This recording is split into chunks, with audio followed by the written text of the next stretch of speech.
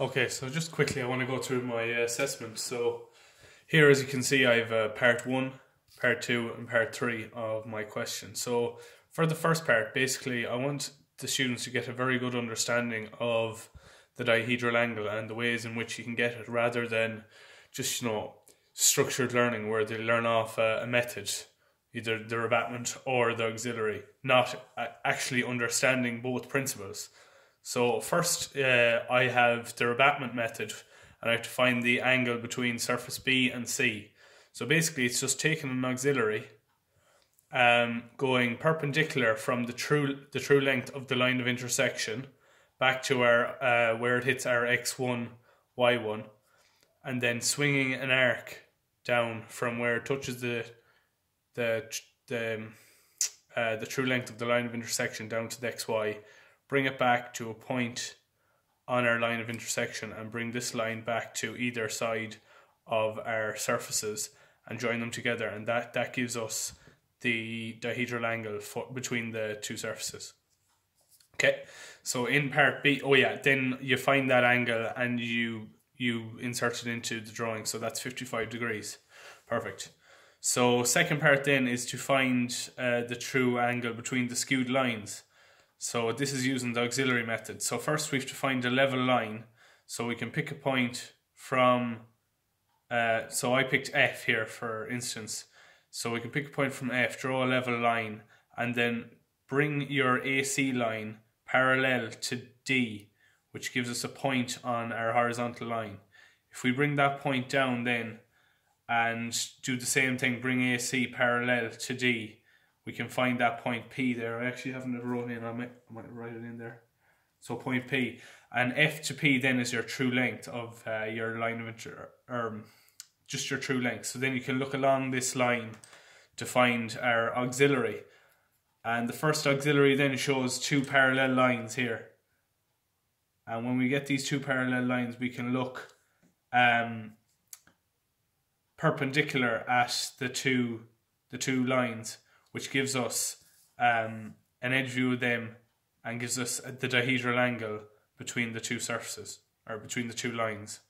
Then we find that angle, which is 75 degrees, and we put it back into our question.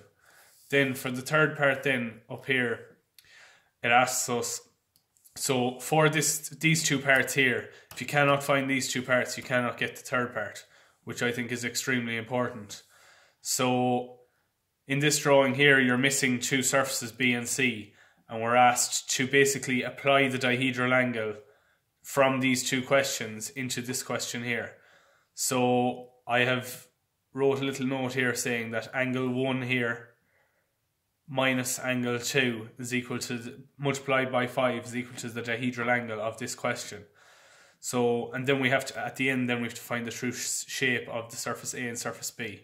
Okay, so firstly we have to look at what we have here. So basically we have this triangular A. We have a line coming out here, but we don't exactly know where it stops.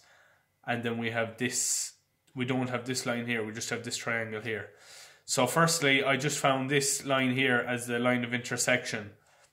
So I brought this out, I found an auxiliary, and I found the true length of it. Then we could look along that line to find a point view of that line. And I brought a point here, we'll call it S. Brought that point up to where it hits the XY, and I dropped it down to the second auxiliary. And I took that distance there, as we do if I was to take the distances of the true line from the first XY back to the plan. So I done the same thing with this point, and I found a point here. And seeing as we were told the dihedral angle is already given to us in the question, if we've already found part 1 and part 2, I use this, which is 100 degrees, to find the second point for the dihedral angle. And then I can take this distance here and apply this back from our first XY back to the plan to get this point here. And then all I had to do then was draw a line from here through the point and continue this line to see where the two lines intersect. And that gave me the missing surfaces of our object. So then we could draw in our surface B and surface C and draw in surface B in elevation because surface C is hidden. So this should roughly take about 15 minutes for the students. It might be a bit tight on time, but we hope that it will test a good level of their knowledge and ability. Then we have to find the true surface, or the true shape of surface A and surface B. So for that, if you notice, this line here is horizontal, which means it's a true length in elevation. So if we take that distance there, we can scribe it off down here, bring out our line perpendicular to this line, and we'll find that point there, which gives us that true shape. And for B then, we already have this true length here, as we found it in the earlier part of the question. So we can apply this to find the true shape of surface B. So that's the question, and that's the solution.